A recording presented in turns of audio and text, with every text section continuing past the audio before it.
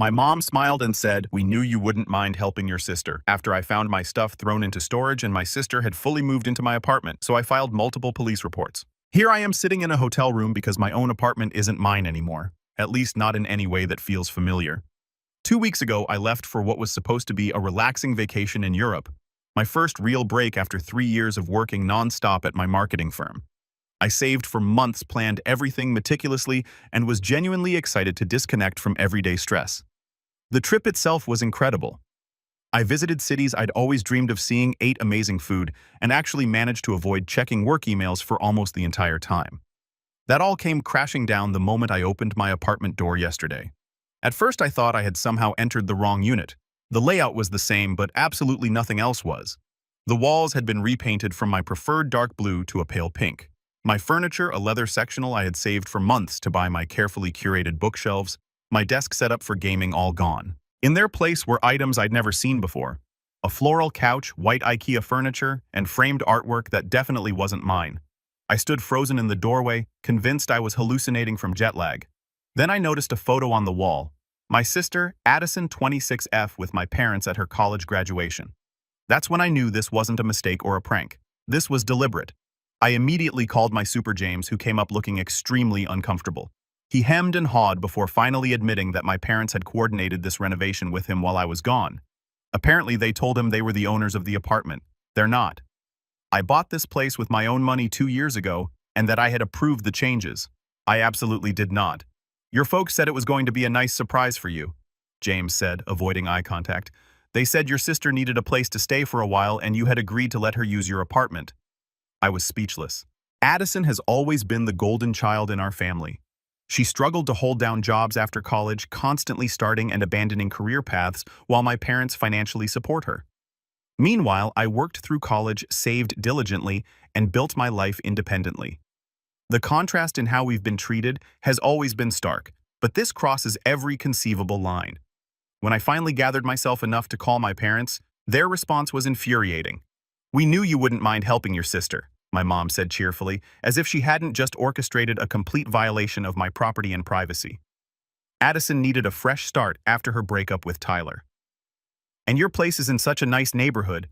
You're always working anyway, so we figured you wouldn't be there much," my father chimed in. "Besides, we put all your things in storage. You can get them whenever you want. We paid for 3 months up front." When I asked where I was supposed to live, my mother suggested I could crash on a friend's couch for a bit until I found a new place, or maybe stay with Addison until she gets back on her feet. Let me be clear. I did not give permission for any of this. I did not offer my apartment to my sister, and I certainly did not authorize anyone to move my belongings into storage. I called my sister next, hoping she might at least recognize how wrong this was. Instead, she acted like I was overreacting. "Mom and Dad said you were fine with it," she insisted. "They wouldn't have done it if you weren't okay with it. Besides, I really needed this." Tyler was so toxic, and I just couldn't stay in our apartment after the breakup. She then had the audacity to add, "The place looks so much better now. Don't you think I'm currently in a hotel? Because I refuse to sleep in what feels like a stranger's apartment. I've contacted a lawyer who specializes in tenant rights and property law, and I have a consultation tomorrow. I've also filed a police report about the unauthorized entry and removal of my property, though the officer seems skeptical since it was my family involved. I'm at a complete loss. My parents have always favored my sister, but they've never gone this far before. They've essentially stolen my home and given it to her, and they genuinely can't understand why I'm upset. My sister seems to think I should be grateful for the upgrade they gave my place. Am I overreacting here? And more importantly, what are my next steps to get my home back? Update 1. 2 weeks later, the super admits everything. First, I want to thank everyone for their support and advice on my original post. The past 2 weeks have been a nightmare, but having so many people validate that I'm not crazy for being upset has been incredibly helpful. I met with a lawyer as planned the day after my last post. She was appropriately horrified by the situation and confirmed that what my family did constitutes several legal violations, including breaking and entering conversion of property and potentially fraud, since my parents misrepresented themselves as the owners of the apartment to my building super. With her guidance, I took several immediate steps. 1, I sent formal letters to my parents' sister and the building management company demanding the immediate return of my apartment to its original condition and the return of all my property. 2, I gathered all documentation proving my ownership of the apartment, including the deed mortgage statements and tax records. 3. I filed a more detailed police report with supporting documentation, though the officers still seemed reluctant to pursue criminal charges against my family. The most significant development came yesterday when I had a meeting with a building management company and James, my super. Under pressure from both my lawyer and his employers, James finally came clean about everything. According to him, my parents approached him about 3 months ago, well before I had even planned my vacation. They told him they were planning a surprise renovation for me and asked what the building's policies were. He explained that as an owner, not a renter, I could renovate as I wished, but any structural changes would need approval. They returned a few weeks later claiming they were the actual owners of the unit and that I was just living there while establishing myself. They showed him some paperwork which he now admits he didn't scrutinize closely that they claimed proved their ownership. They said they wanted to make improvements to the property and also help out my sister who needed a place to stay. James admitted he felt uncomfortable with the arrangement but said my parents were very convincing. They gave him a generous tip for his assistance and assured him I was aware of the general plan, even if the specific changes would be a surprise. The building management company was mortified once they understood the full situation. They've issued a formal apology, placed James on administrative leave pending an investigation, and have committed to helping restore my apartment to its original condition, including covering some of the costs. When I confronted my parents with this new information, their story changed completely. Now they're claiming they were just trying to help both their children and that they truly believed they were still on the deed somehow, despite the fact that I've been making mortgage payments for 2 years and they attended the closing when I bought the place. My sister's reaction has been even more infuriating. Rather than acknowledge the violation, she's angry that I'm making such a big deal out of this and ruining her fresh start. She actually told me I was being selfish for not being willing to help her after her breakup, as if orchestrating an apartment theft was the only way I could have supported her.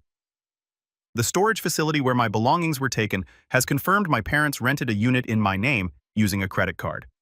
I've been there to check all my things, and while everything appears to be there, some items have been damaged from careless packing. My expensive gaming PC setup was particularly poorly handled, with several components clearly broken. My lawyer is pushing to resolve this without going to court, but she's prepared to file suit if necessary. The immediate goal is to get Addison out of my apartment, my belongings returned, and damages paid for, and the apartment restored to its pre-Ash renovation state. I'm still staying in a hotel, which is becoming financially straining, but I refuse to stay in the apartment while it's in its current state. It feels like such a violation that I can't even bring myself to sleep there.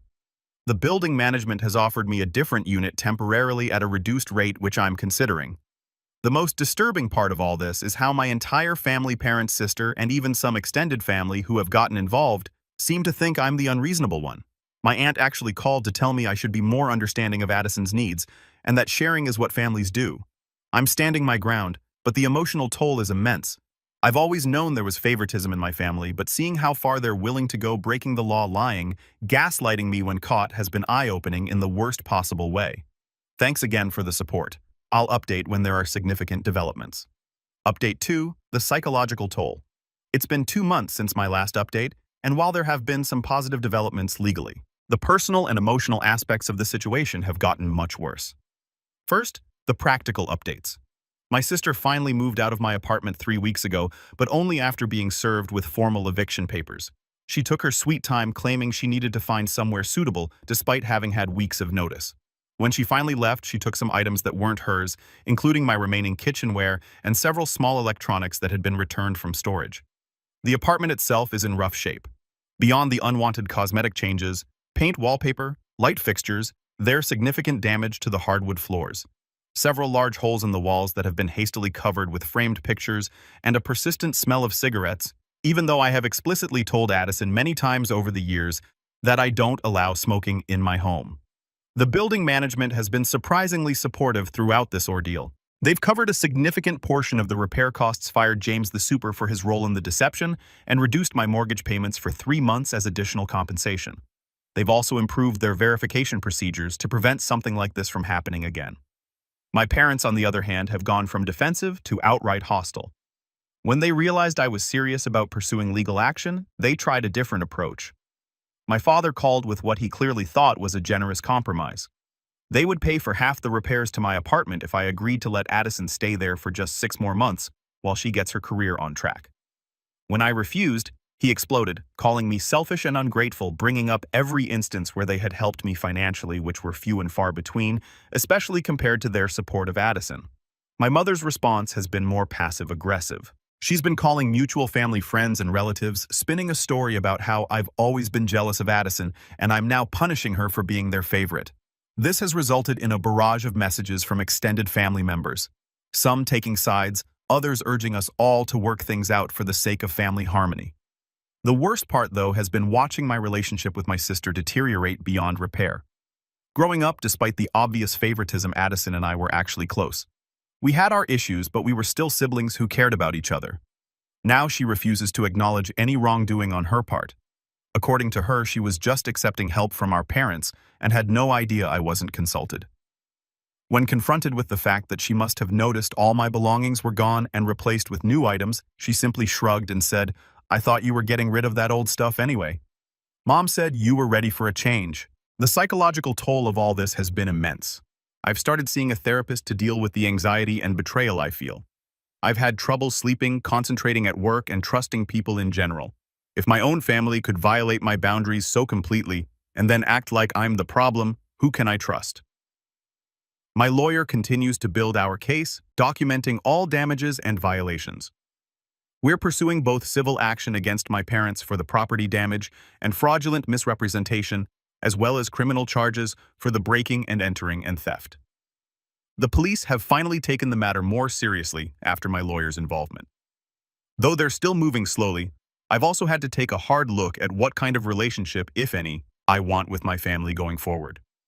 My therapist has been helpful in working through this, but the reality is stark. My parents and sister have shown they don't respect me, my boundaries, or even basic property laws. They've demonstrated they're willing to lie, manipulate, and gaslight me rather than acknowledge their wrongdoing. I'm back in my apartment now, though it's still undergoing repairs. The pink walls are gone, replaced with a neutral gray, until I decide what I really want. The furniture is mostly from storage, though some pieces needed to be replaced due to damage. It doesn't feel like home yet. I still have moments where I walk in and experience a jolt of disorientation, but I'm working on reclaiming my space. For now, I've decided on limited contact with my family while the legal process unfolds. Each conversation seems to devolve into accusations and guilt-tripping, which my therapist has helped me recognize as emotionally manipulative tactics. Thank you all again for your support and advice. It means more than you know to have outside perspectives validating that this situation is as outrageous as it feels. Update 3. An unexpected ally. It's been half a year since this nightmare began, and I'm finally starting to feel like I'm regaining control of my life. The legal proceedings are moving forward. My apartment truly feels like mine again, and I've come to some important decisions about my family relationships. But the most unexpected development has been finding an ally in Tyler, my sister's ex-boyfriend. About 2 months ago, I received a message from him asking to meet. I was hesitant at first. I barely knew him beyond occasional family gatherings, but he said he had information that might be relevant to my situation.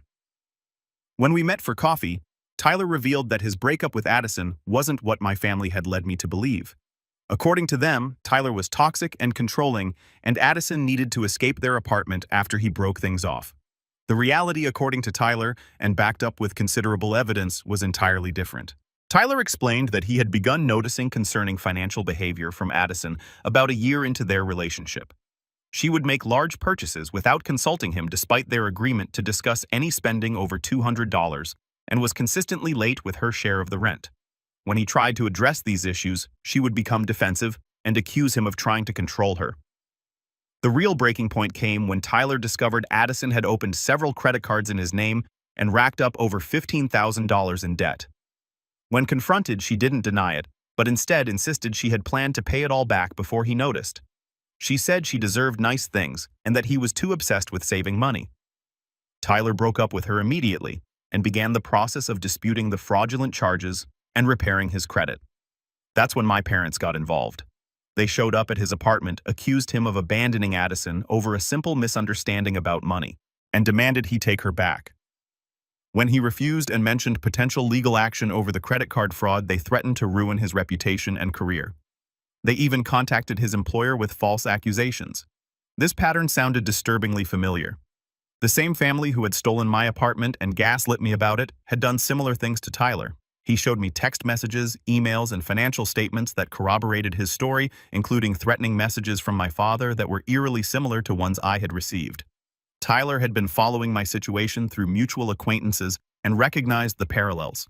He offered to provide a statement for my legal case detailing his experience with my family's manipulation tactics and dishonesty. He's even agreed to testify if necessary, saying he wants to make sure they can't do this to anyone else. His involvement has significantly strengthened my case. My lawyer was able to use his evidence to establish a pattern of behavior showing that my parents' actions weren't a one-time lapse in judgment, but part of a consistent disregard for boundaries and legal norms when it comes to helping Addison. As for the legal proceedings themselves, there have been major developments. The criminal charges for breaking and entering were ultimately dropped. The DA felt it would be difficult to prove criminal intent given the family relationship, but the civil case is progressing well. We've documented over $18,000 in damages to my property and belongings, plus the hotel costs while I was displaced. My parents, realizing they were likely to lose in court, finally agreed to a settlement last week. They'll pay for all damages, my legal fees, and additional compensation for the disruption to my life. The settlement includes a restraining order preventing them from entering my building without explicit written permission from me. Addison, meanwhile, has moved back in with our parents.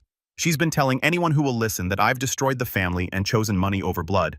She's even started a GoFundMe, claiming she's a victim of domestic abuse who had to flee her home, conveniently leaving out that the home was mine, not hers.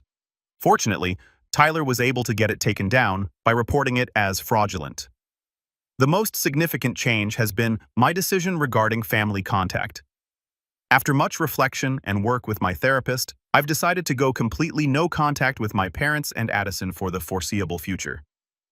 The consistent manipulation, gaslighting, and refusal to accept responsibility has made it clear that a healthy relationship isn't possible at this time. It wasn't an easy decision. Despite everything, there's still that ingrained desire to maintain family connections. But as my therapist pointed out, they have repeatedly shown they don't respect me as an individual with rights and boundaries. They see me as an extension of themselves, a resource to be used for Addison's benefit. Tyler and I have maintained contact and have actually developed a friendship. We meet occasionally to discuss our progress in recovering from my family's manipulation, and it's been incredibly validating to have someone who truly understands the specific type of chaos they create.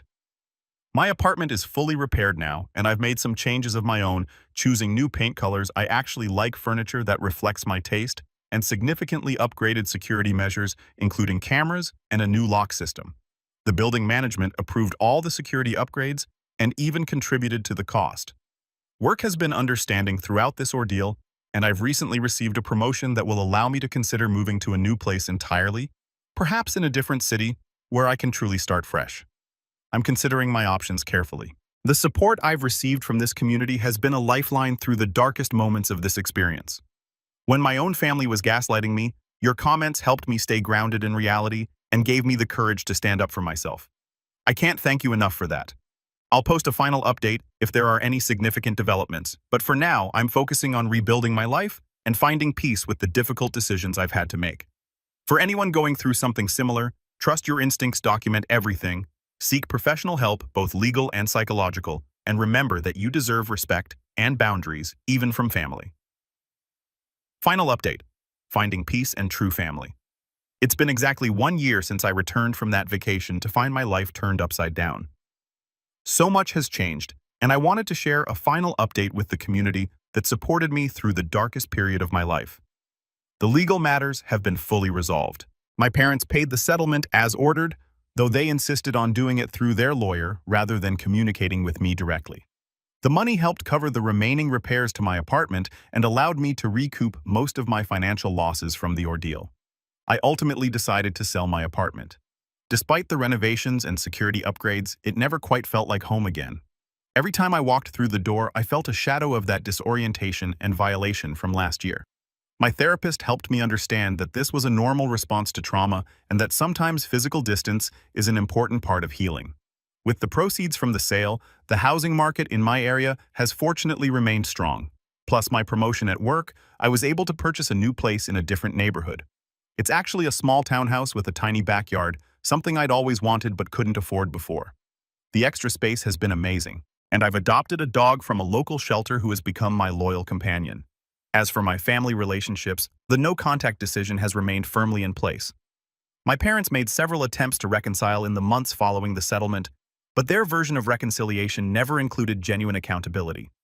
The closest they came was my father saying, "We may have made some poor decisions in trying to help your sister, but we had good intentions." That's not an apology, it's a justification. Addison has gone through several phases in her response to the situation. First came anger and victimhood, then a brief period of remorse, which coincided with her needing money, followed by renewed hostility when I didn't immediately forgive her. Last I heard through mutual connections, she's moved to another state with yet another new boyfriend and career path. I've lost contact with some extended family members who couldn't understand why I wouldn't forgive and forget for the sake of family harmony. But I've grown closer to others who recognized the dysfunction and supported my boundaries. My mother's younger sister, who I was never particularly close with growing up, reached out privately to say she'd witnessed the favoritism for years and was proud of me for standing up for myself. She's become something of a surrogate mother figure, and we talk regularly now.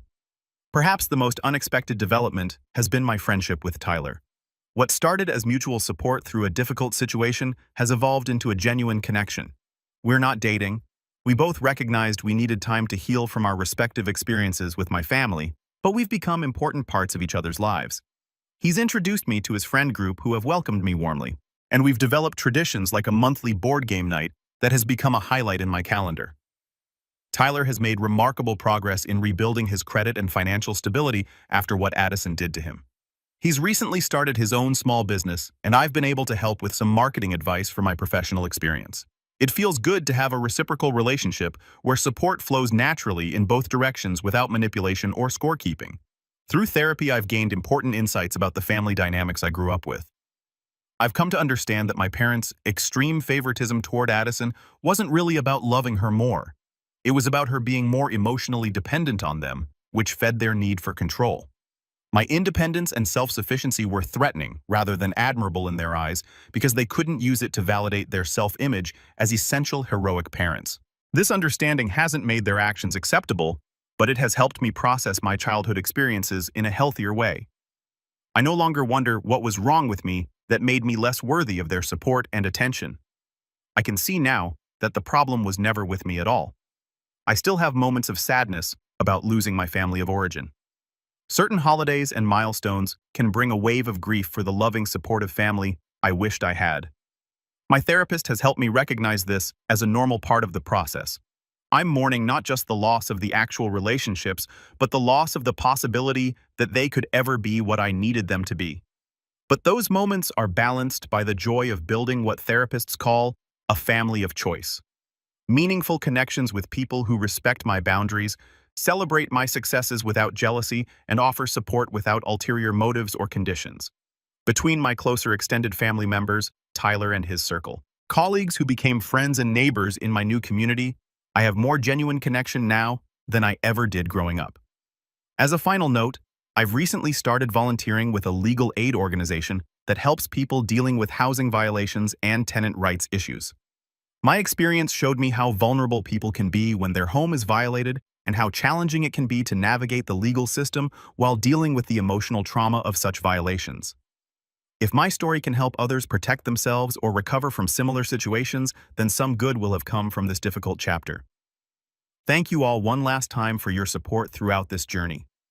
When I first posted here, I was shocked, confused, and questioning my own reactions. Your validation and advice helped me find the strength to stand up for myself and rebuild my life on my own terms. I hope my story might someday help someone else who finds themselves in a similar situation. Life isn't perfect. It never is. But it's mine now. Lived according to my own values rather than in response to manipulation and guilt. And that makes all the difference.